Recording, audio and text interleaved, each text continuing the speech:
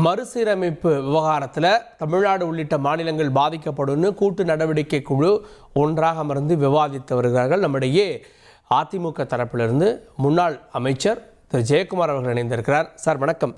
அனைத்து கட்சி கூட்டத்திலேயே நீங்கள் ஒரு முக்கிய புள்ளியை குறிப்பிட்டீங்க, 7.18 நீங்கள் சேர்க்கணும் அப்படின்னீங்க. ஆனால் வெளியில் இது ஒரு நாடகம் அப்படின்னு குற்றச்சாட்டை முன் வச்சிங்க. இன்னைக்கு 8 மாநிலங்கள் ஒன்றாக அமர்ந்து இந்த விவகாரத்தை ஆலோசனை பண்ணிட்டு இருக்காங்க. உங்களுடைய பார்வையில்? வணக்கம். நீங்களே அது குறிப்பிட்டீங்க, அதுக்கு பதில் சொல்லணும். இப்போ உள்ள பொறுத்தவரையில் அது விவாத மேடையை ஆக்கக்கூடாது. ஒரு மாநிலத்தின் நலன் என்ற அடிப்படையில் எங்களுடைய ஆதரவு கொடுத்தோம். அந்த ஆதரவு கொடுத்து கூட அதுலேயே இந்த தீர்மானம் தெளிவில்லாமல் இருந்தது.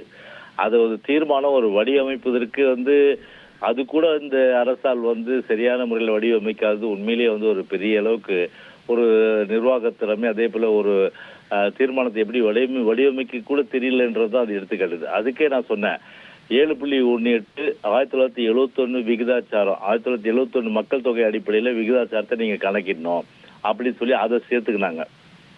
அதுக்கு முன்னாடி ஏன் அதை சேர்க்கல? அப்ப இவ்வளவு பேர் லா செக்ரட்டரி, சட்ட செயலர், பொதுத்துறை செயலர், அப்புறம் அரசுடைய அமைச்சர்கள், முதலமைச்சர், இவ்வளவு பேர் இருந்து அதை கொண்டு விட்டாங்க. அதை நாங்க சொன்னோம். 2வது 30 வருஷம் நீங்க தள்ளி போடணுன்றீங்க.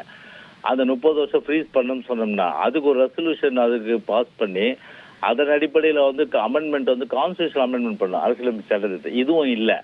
அப்போ உப்பு சப்பு இல்லாத ஒரு இதை எழுதி வச்சிருந்தாங்க அவங்க. அதை நாங்கள் அது உயிரோட்டம் நாங்கள் கொடுத்தோம். ஏன் கொடுத்தோம்னா மாநிலத்தில். ஆனால் அதே இடத்துல அங்கே ஒரு விவாத மேடையை நான் ஆக்கி அதை சர்ச்சைக்குள்ளாக்கி அங்கே ஒரு காரசாரமாக அது ஒரு கடைசியில் கூட்ட சண்டையில் முடியுதுன்னா அது ஒற்றுமைக்கு வழிவகுக்காது. எனவே ஒரு தொகுதி மறுசீரமைப்பு என்ற விஷயத்தில் எங்களுடைய நிலைப்பாடை பொறுத்தவரை 7.18 1971 அந்த மக்கள் தொகை அடிப்படையில் அது இருக்கணும். அப்படி இருந்ததுன்னா நமக்கு 61 சீட்டு நமக்கு கிடைக்கும். அதாவது இப்போ எம்பி பொறுத்தவரை நாடாளுமன்ற எம்பி பொறுத்த.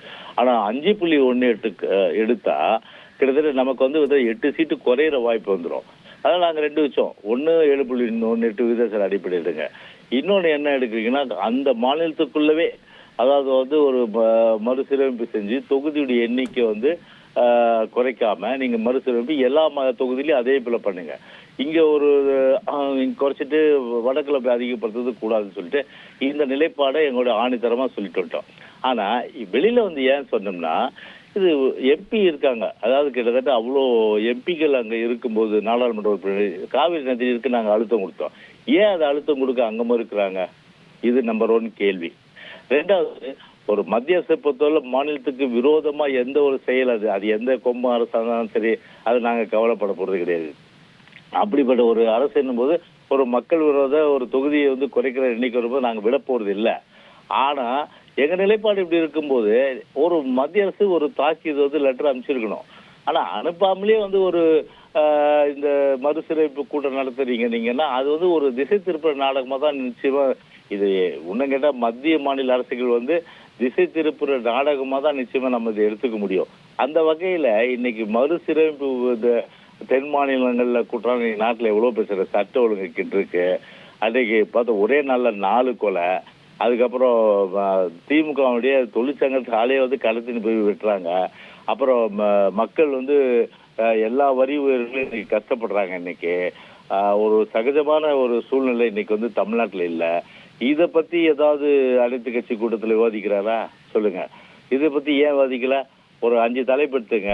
சட்ட ஒழுங்கு கெட்டு இருக்கு, அதே போல பொருளாதார ஏற்றம் பெறுவதற்கு தமிழ்நாட்டுல என்ன நாம செய்யணும், அது பத்தி அனைத்து கட்சி கூட்டத்தை கூட்டி அது விவாதிச்சிருந்தா ஒரு நல்ல விஷயம். இது டைவர்ட் பண்றதுக்காக இந்த கூட்டு குழு நடவடிக்கை அப்படின்ற கேள்வி எழுப்புறீங்க. ஆனா இத்தனை மாநிலங்கள் வந்திருப்பாங்க, அவங்களுக்கு இது தெரிஞ்சிருக்காதா? முதலமைச்சர்களே 4 பேர் வந்திருக்காங்க. ஏங்க, ஒரு கான்ஸ்டியூஷனல் அமெண்ட்மெண்ட் அம்மா கொண்டு வந்தாங்க 9வது அட்டவணையில. அதாவது 69% இடஒதுக்கீடு நம்முடைய உரிமை, 50% இடஒதுக்கீடு உச்ச நீதிமன்றம் அதுக்கு மேல எக்ஸீட், அதாவது உயரக்கூடாது அப்படின்ற அடிப்படையில் 50% கொண்டு வந்து அம்மா சும்மா வந்துட்டாங்களா? திமுக சும்மா வந்திருக்கோம். சமூக நீதி காவலர் சமூக நீதி வீராங்கனை சொல்லிட்டு பட்டம் கொடுத்ததே ஐயா வீரமணி ஐயா தான். அனைத்து கட்சி கூட்டம் கூட்டினாங்க, டெல்லிக்கு ஆல் பார்ட்டியை கூட்டு போனாங்க. நான் இன்னைக்கு பேக்வர்ட் கிளாஸ் மினிஸ்டர், நானும் போயிருந்தேன் அம்மா கூட. அவ்வளோ அருமையாக ப்ரீஃப் பண்ணி 1921 எப்படி கம்யூனல் ஜியோ போட்ட முதல் மாநிலம் சொல்லி அது அழுத்தம் கொடுத்ததும் இல்லாமல் பாராளுமன்றத்திலே அதை ரேஸ் பண்ணி அதன் பிறகு கான்ஸ்டியூஷன் அமெண்ட்மெண்ட் கொண்டு வரதுக்கு எல்லா மாநில முதலமைச்சர் லெட்டர் எழுதி 9வது அட்டவணையில் சேர்த்து இன்னைக்கு நம்ம பாதுகாப்பு. அதை நான் வந்து என்னுடைய முன்னுரையிலே சொன்னேன். அந்த மாதிரி நீங்க ஒரு ப்ரொசீஜர் அடாப்ட் பண்ணணும். அதை அடாப்ட் பண்ணிட்டு சும்மா கூட்டத்தை கூட்டிட்டு அதுக்கப்புறம் நாங்களும் கூடினோம் கலைந்தோம் இல்லாம அந்த ஆக்கப்பூர்வமான வேலையை அம்மா செஞ்ச மாதிரி பண்ணேன். ஆனா அது வெளியில வரலாது. ஆனா இப்ப நான் சொல்ல வேண்டியது இருக்கு. அந்த மாதிரி ஒரு உருப்படியான நடவடிக்கை எடுக்காம சும்மா ஏதோ தென் மாநில கூட்டம் இப்படின்னு சொல்லி ஒரு மக்கள் பிரச்சனை திசை திருப்புற வேலையை தான் இன்னைக்கு பாக்குறாங்க.